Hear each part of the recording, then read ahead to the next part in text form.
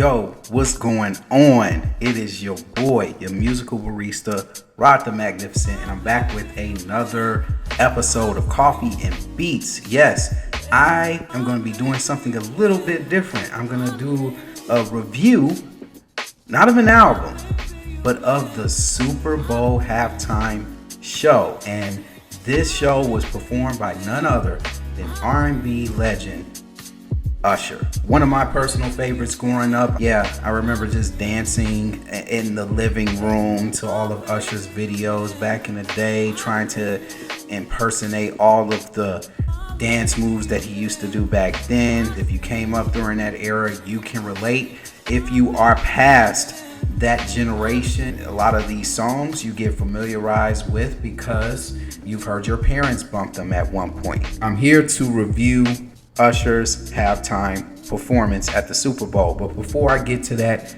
congratulations to the Kansas City Chiefs. Some people like to call them the Kansas City Taylor Swifts for winning back-to-back Super Bowls. Congratulations to Patrick Mahomes for winning MVP. I also want to send a shout out to the San Francisco 49ers for making it this far. They were a very good team. They put up a valiant performance in a losing effort. So shout out to the 49ers for putting up a fight. And hey, 49ers fans, you got nothing to hang your heads over. At least your team wins, unlike my team, which is the Chicago Bears. So, but back to the mission at hand. It's Usher. We're here to talk about the halftime performance. And I must say, I really enjoyed Usher's halftime performance. I thought he did a very good job, despite some technical difficulties. Now, going over the track list, the set list that he was able to put together, he started off with Caught Up as his entrance music, and there was a lot going on with dancers everywhere. His mic was quite not there yet. You couldn't really hear him, so I think they had a little technical difficulties starting off. You Don't Have to Call was the next song, which of course sees Usher getting into his dance moves, getting into his routine, and then he dropped Superstar, leading into Love in His Club. And by this time, Usher was out of breath, guys, okay? Usher was out of breath. He did so much dancing on that, he just he just lost it, okay?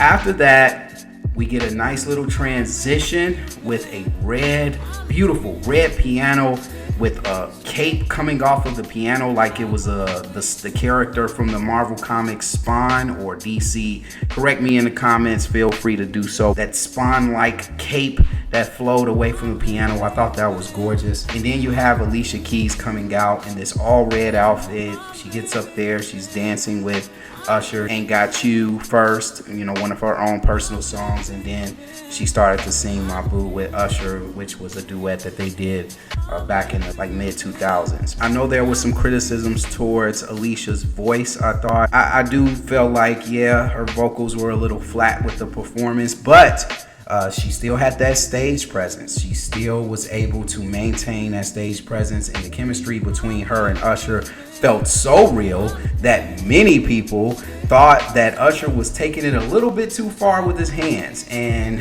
the memes are out there, y'all. If you have not seen the memes, you're basically not watching any type of TV, because these memes are everywhere of Usher holding Alicia Keys from behind, and you know the rest of the story. Is it too close for comfort? Yes, but the song is called My Boo, ladies and gentlemen, and they perform it together. It's unfortunate that people are going to draw their conclusions, especially with Usher being involved with the previous situation, Keke Palmer and her ex-boyfriend, when that whole little thing happened. Feel free to look into that one. I'm not going to go take a deep dive into that situation, but I think the reason why it was so intense with the media responding and fans responding to that, I think that was the reason why. Now we're going to move on to Confessions.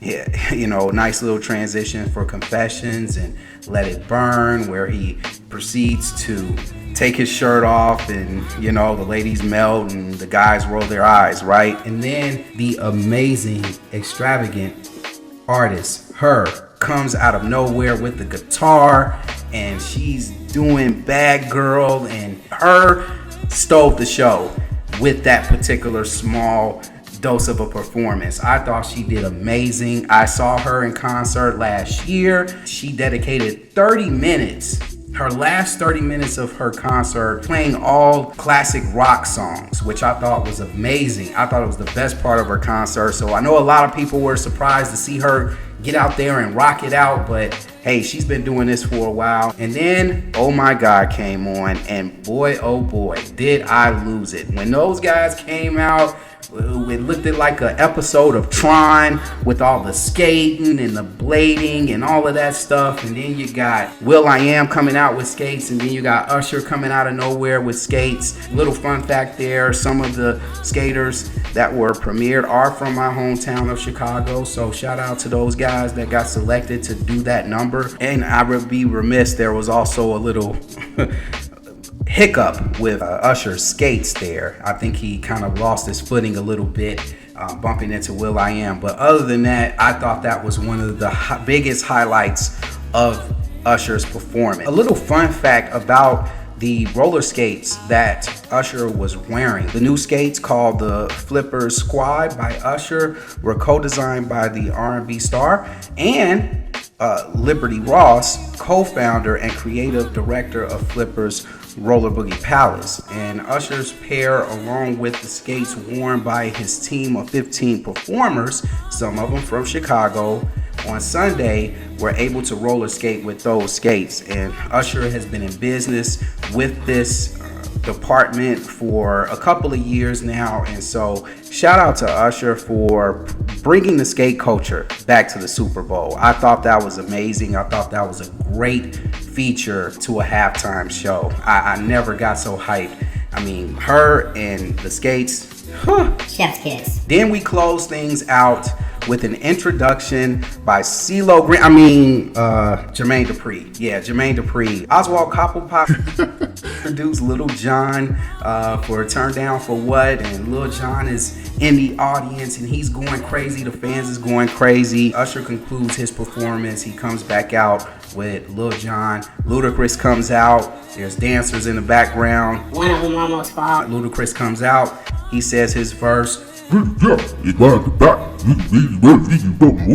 Jon and Usher, they go into a Avengers type assembly towards the end of the show, where you have all the stars from the show just collide on stage. Basically shout out ATL, the home state that Usher is from, and it was just an excellent way to close out what was a very, very good performance. What was my final rating for this halftime performance by Usher? Well, overall, I give this performance an 8 out of 10. I thought Usher did an excellent job. I think it's up there with some of the top Super Bowl performances of all time. I know there are people out there that's already ranking this as the best one out of all Super Bowl performances. That's another topic for another day. I disagree with that, but hey, it is what it is. Attack me in the comment section. We'll talk about it down there. I do have it in my top 10 as far as Super Bowl performances, great Super Bowl performances of all time. And shout out to Usher, man. I thought he did an excellent job. Another gripe about this performance for some people, that there was too many quick transitions from songs to song, but